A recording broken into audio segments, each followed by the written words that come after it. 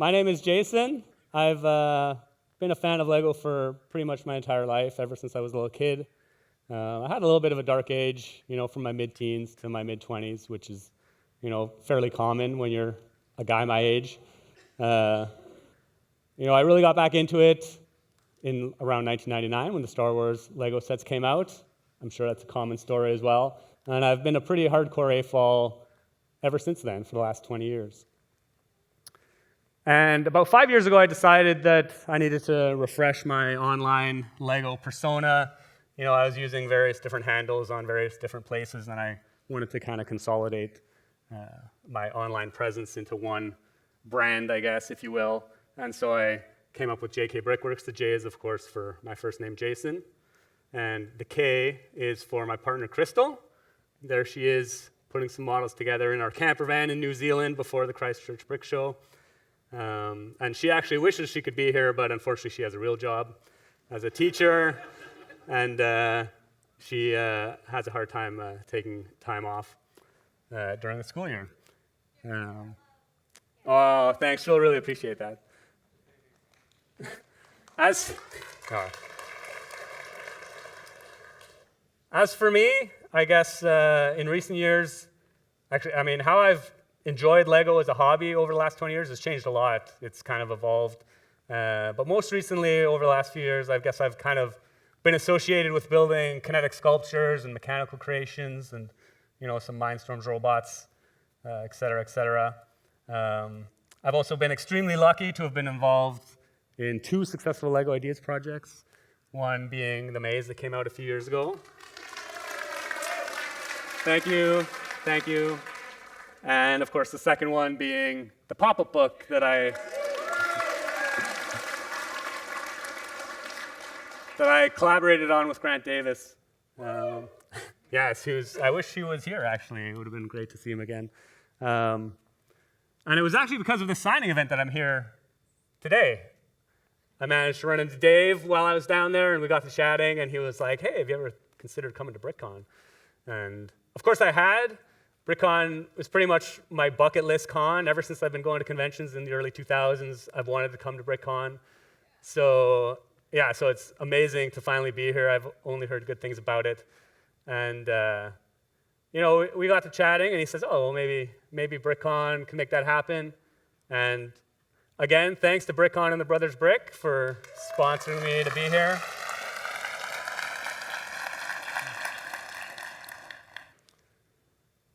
And I was actually especially excited when I found out the theme of this BrickCon was just build it. It kind of resonated with a lot of thoughts I've been having over the last few years about, how I spend my time with Lego. And, let's just get back to what brought us all into Lego. Let's just, throw away the instructions. Let's just sit down in front of a pile of bricks and let's just build something. Let our creativity and imagination, be translated into the brick, and let's see what we can create. And of course, in this day and age, Lego has evolved as a hobby a lot over the last 20 years. And with the, internet and everything that's, become more prevalent, there's a lot of different ways to enjoy the Lego hobby. People collect minifigs and poly bags, and people collect sets. People buy and sell and resell and trade with Lego. There's tons of vendors here. People build all kinds of third-party, businesses out of Lego. There's like Crazy Bricks and Brick Arms, and Jacqueline does her jewelry. People make videos about Lego. People make videos just about, building Lego sets or reviewing sets or building their mocks. People do live streams with Lego. It's kind of crazy how things have evolved. People come to conventions. People sit and listen to middle-aged dudes ramble on about Lego.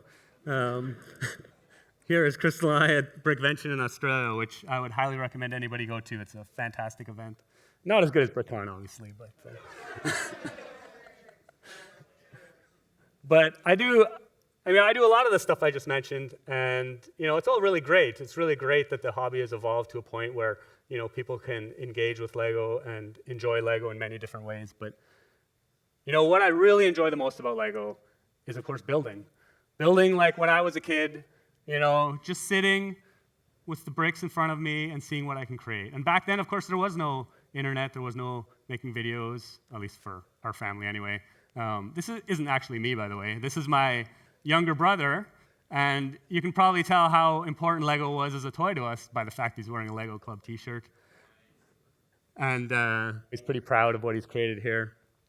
Of course, second to building with Lego, the thing I most enjoy doing is, getting together with Lego fans and displaying models and, sharing our experiences with Lego and showing the public what we can build and, talking about the brick. And here I am in 2003, there I am, with a lot more hair and a lot less of it being gray, with the 5 other members of Parliament at the time, at our, an early train show we did, local train show. And of course, when you start doing shows like that, you get asked a lot of questions, Even when you post models online, you get asked a lot of questions. Questions like, how many pieces are in that? How long did it take to build? Do you work for Lego? And then you're like, I wish, yeah. Is that a kit?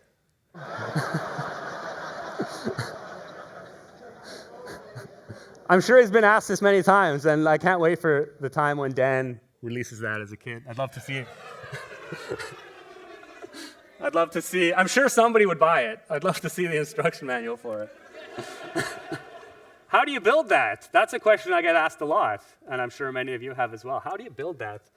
I've been thinking a lot lately about how to answer this question. And of course, there's a really easy answer to this question, which is, of course, you just build it. You just sit down with a bunch of bricks, and this finished model magically appears. But I always thought that answer was a little bit lacking. It's kind of like the classic illustration on how to draw an owl.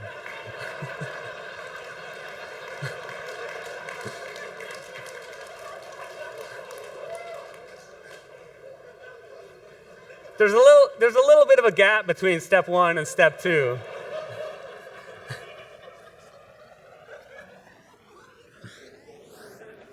And the Lego equivalent would maybe something like this. I'm pretty sure most of the people that will come through the doors tomorrow, most of us have at some point been able to build a house on the left.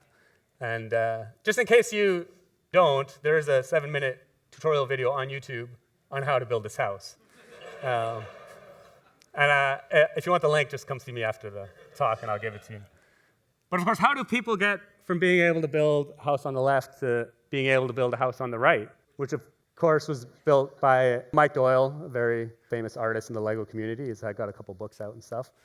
Yeah, how do people make this transition? We've all kind of gone through this process, But I got to experience this process recently when Crystal started building, because she never built with Lego as a kid, really. Her younger brother had some Lego, but she never did. She never really got into it. So, she started building about 7 years ago after she moved in with me. And all this Lego was available, and she's a pretty creative and artistic person. So it was really interesting to see her go through this process, because when you live this process like we have, you kind of forget about all the things that you learned along the way. They'll just become ingrained in your knowledge. So I've been thinking about this a lot, like how do we build the things we build? And of course, the first step is defining what Lego is. And you may all be thinking, wow, we all know what Lego is. We build with it every day. We're all here to discuss Lego, but does everybody have the same idea of what Lego is? If you ask the Lego group what Lego is, they'll pretty adamantly say that it's a toy for children. And in recent years, they finally come to terms with there being AFOLs, and they seem to almost reluctantly, being able to support us. I'm sure the community team members who are here, there's a few I know, will disagree, but Lego's a big company, and a lot of people probably still think what we do is crazy. Of course, they have changed their tune recently. They've come out with these sets, which are clearly not designed for children. I don't know which child has $700 to blow on a Millennium Falcon, but a lot of people share this sentiment that Lego's a toy for children. They don't really understand what we do. And depending when you grew up with Lego, your idea of what Lego is may be a little bit different. Yeah, Bionicle. I just met a guy a couple weeks ago who only builds Bionicle. And he self-admittedly said he has absolutely no clue how to build with system bricks. And I'm sure there's more than one of him out there. If you build with Technic, maybe your idea of what Lego is is lift arms and beams and axles. Of course, this is what I think Technic is.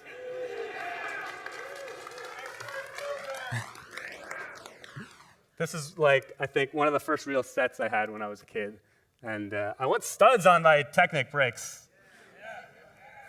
But if you're the general public, you're an adult, out in the world, and the media hive mind has this idea of what Lego is. It's basic bricks. This is the iconic image of what Lego is. And it's been that way for about 50 years. But of course, we all know what Lego really is. I'm sure we do.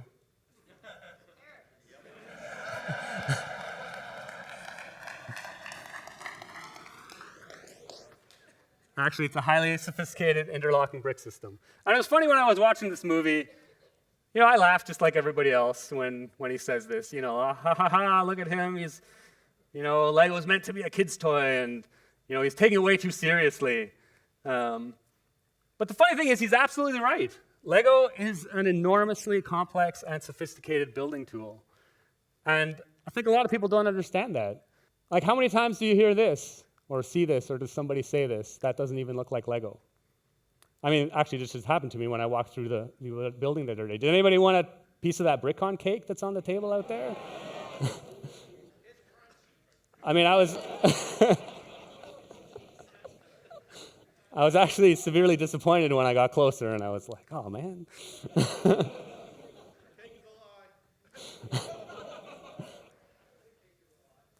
But this also happened to me just like a month ago when I posted some preview pictures of a model, the horses that are actually part of the chariot in the room next door. And they're like organic looking horses, a lot of curved slopes like this. And somebody on Reddit commented, that doesn't even look like Lego. And I was thinking, that's kind of odd, because to me, that is what Lego is now. This is what Lego is now. But if your perception of what Lego is from 30 years ago, if you think it's just basic bricks, then you look at a model like this and you just can't compute how blocky basic bricks can be transformed into this very smooth and curved model. And I actually thought about this when I built my original Sisyphus model like a few years ago. What would Sisyphus have looked like had I built him when I first became an AFOL like 20 years ago? Back then, cheese slopes didn't come out until 2004. These baby bow slopes didn't come out until 2013. Tan existed as a color, but no Technic parts came in tan until 2002. So had I built it in like 1999 or 2000, this is what it would have looked like. And I'm pretty sure most people would think, oh yeah, that looks like Lego. But if you show somebody this model, they may think, oh, that doesn't really look like Lego. Exactly, it does to me, and it does to most people here probably. But the members of the public, maybe not.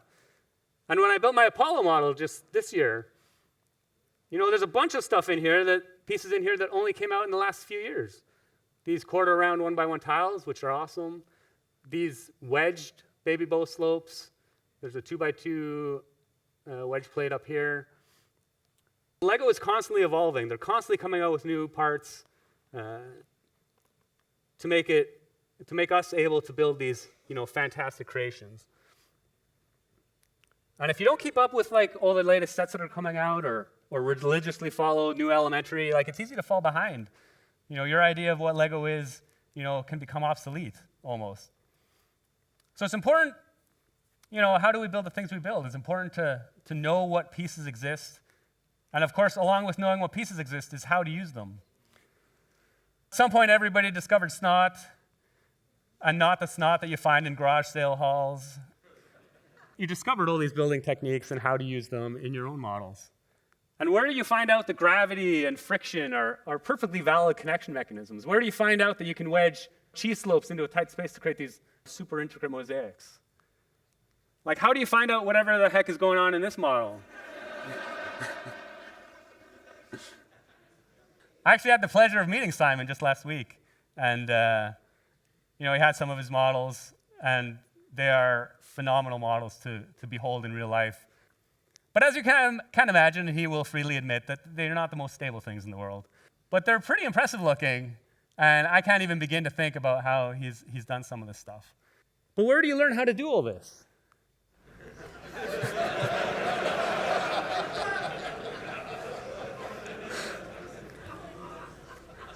You certainly don't learn how to do it from the Lego group. And admittedly, many Lego sets in recent times have become very complex. They're using a lot of more advanced building techniques, so you can definitely learn a lot from building with Lego, from building with official Lego sets. But that's only the tip of the iceberg to what is possible. And at some point, as we start building, you hear this term illegal building techniques. And you're like, ooh, what's that? It's like, you think of yourself, yeah, I'm a little bit, edgy outside of the law. Maybe I should look into that. And actually, the event kit model, there is an illegal building technique in that.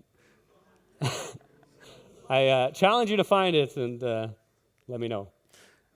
But anyway, it was interesting, really interesting to see Crystal go through this learning process about how to build. And,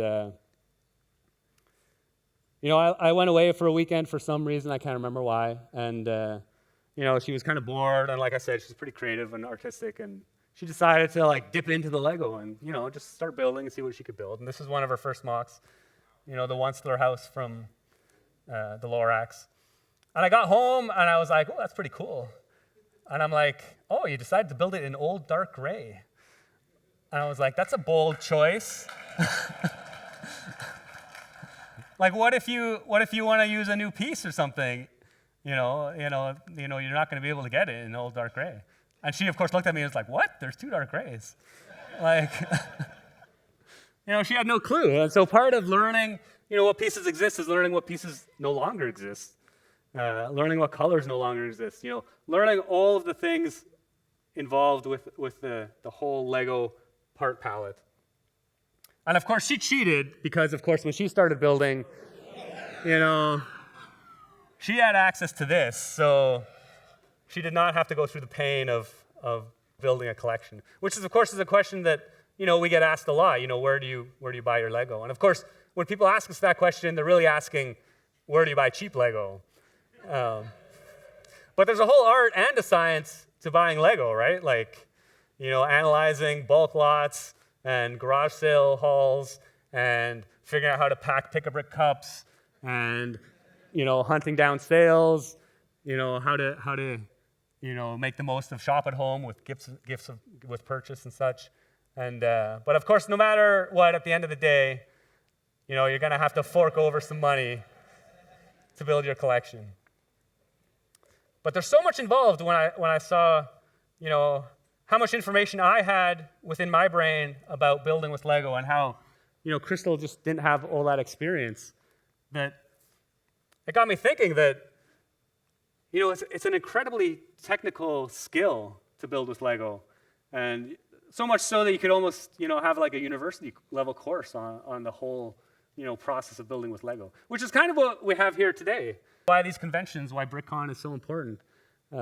We all come together and we all share our experiences with Lego. You get to see what other people build. You can learn from them. There's workshops. You can learn how to do certain things, which is really awesome. Of course, once you've started building with Lego and you've started down this road, of course, you need to come up with, some ideas of what to build. And I get asked this question a lot. Where do I get my ideas from? And we'll try and go through some of them here. So this is old school. Yeah, I'm sure some of you may remember this. I built this way back in 2003. 2001, right? It's from 2001, yeah. I was 2 years away from the money date of building this, but this is a discovery from the movie 2001. And I'm a big sci-fi fan, so when you start looking for ideas of what to build with Lego, a lot of times it's easy to come up with an idea to build something that you're passionate about, something that you're interested in. And actually, scale models is a great way to do it because, then you don't have to, all of the design decisions, the aesthetics, all that stuff, all those decisions are made for you. It's just a matter of trying to replicate the model, which of course, you're just offsetting that pain of the design to the pain of the replication, because then you just spend hours agonizing over the smallest detail on, how to combine the Lego pieces together in a certain way just to get that perfect replication of the model. We build a lot of models that move, and I spent a lot of time scouring YouTube for, mechanical creations, just interesting mechanisms. And this is actually Crystal's model. And she was just, tinkering, building table scraps on the build table, and kind of rediscovered this mechanism at the top, which is, it's called the triangle of Archimedes. It's actually been around for 2,000 years. And she decided that, she wanted to incorporate that into a build. And, so she made this dancing penguin. A lot of times I'm inspired by what you guys build, by what other builders build. I mean, I'm sure I'm not the only one that, scours the Brothers Brick and Flickr and wherever, Instagram for building ideas. And at one point, my good friend Deborah Higdon posted this, picture of a bookshelf along with some furniture. This was about 5 years ago. And as soon as I saw that bookshelf, I thought, oh man, it looks like a really cool maze almost. Maybe I can build some mazes to go with that in that style. So I built like a few of these little ones down here.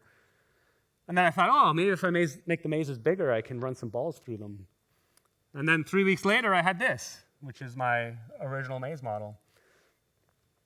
And it's crazy for me to think that had she never posted this model or had I never seen it, that whole aspect of my Lego experience with the maze and Lego ideas, that may have never happened. It's all thanks to her. And of course, a lot of times I get inspired by, what people build in other mediums. I mean, much like, many things that are invented in the real world, it's all built upon what other people have done before. Lego didn't invent the, automatic building brick system, but they made it perfect, They refined it. They made it what it is today. Similarly, I didn't come up with this idea to make Sisyphus out of the middle of nowhere. This guy, Dave Johnson, posted this in 2009. And I remember watching this video in 2009. And at the time, I wasn't building like Lego mechanical creations. So it didn't even occur to me to make a Lego version of it. But then in 2013, Disney Research posted a video where they illustrated a whole bunch of, creature designs, made to move using these mechanical systems. And one such example was this Sisyphus model here. And it's when I saw this video that I thought, oh, maybe I can make a Lego version of this. And if you look closely, you'll see that these are quite a bit different, actually. In this model, the feet just slide on the surface. The shoulders and the hands are stationary. In this model, the feet lift up as they step forward. There's more movement in the torso. The shoulders move. But of course, I didn't want to replicate, either one of those models. I wanted to make it my own. So I added the boulder and a little bit of subtle motion there, a little bend in the elbows. I dampened the motion on the torso a little bit. And of course, I added the decorative base. So a lot of times, I'll just be inspired by other works of art or other things that I see. I was just trying to keep an open mind. This is Crystal's model.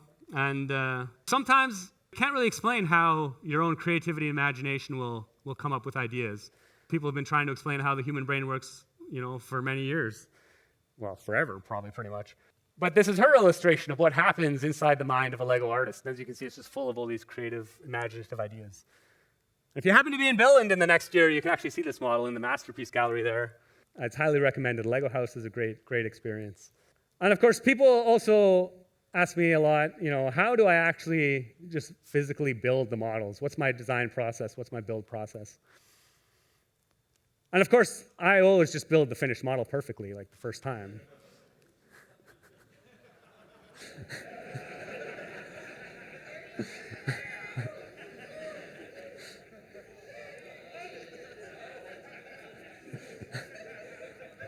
So this is the first prototype that I made of this model. And the way I build is I just build. I just sit down, I start building, I see what I can come up with. And obviously, this is a little bit more humpy than than what I intended it to be. So I know, sadly, I got rid of the humping. But this is the second prototype. Had a little more refined motion, and I added the boulder. And and then finally, eventually, you get to the finished model. This is actually like the first version of the finished model. And I was never really happy with this because it had this big, ugly black bar supporting the torso.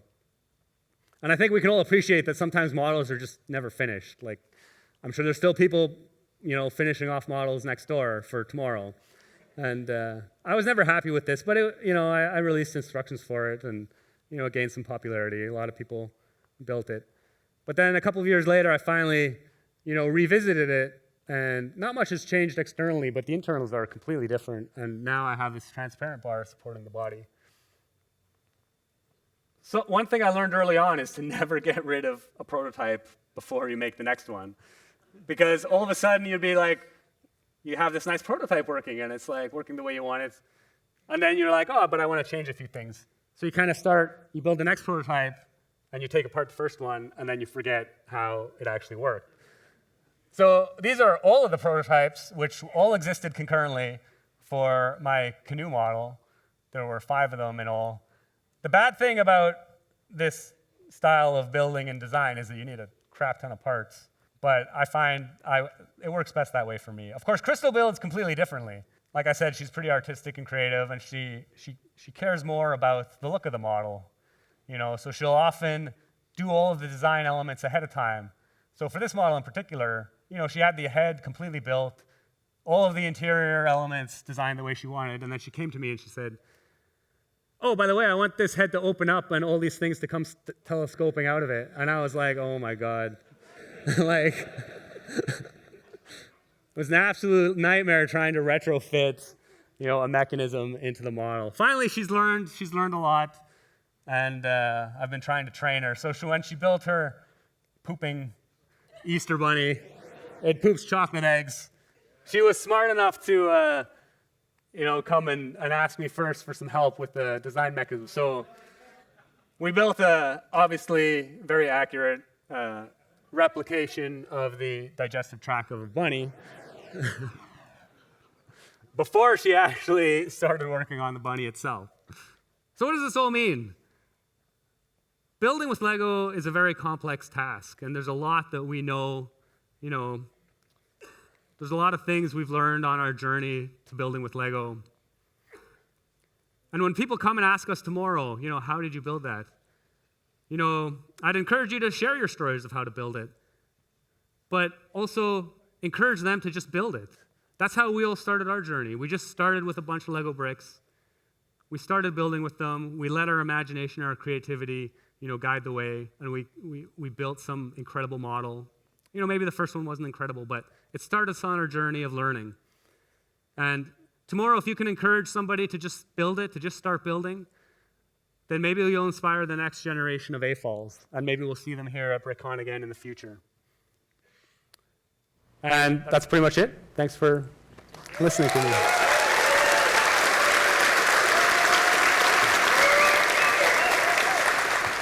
Oh, yeah. How do I take this off? It's a clicky. Oh, sorry. Clicky Sharpie. That's okay. This happens all the time. I'm in room 418. Oh, thank you.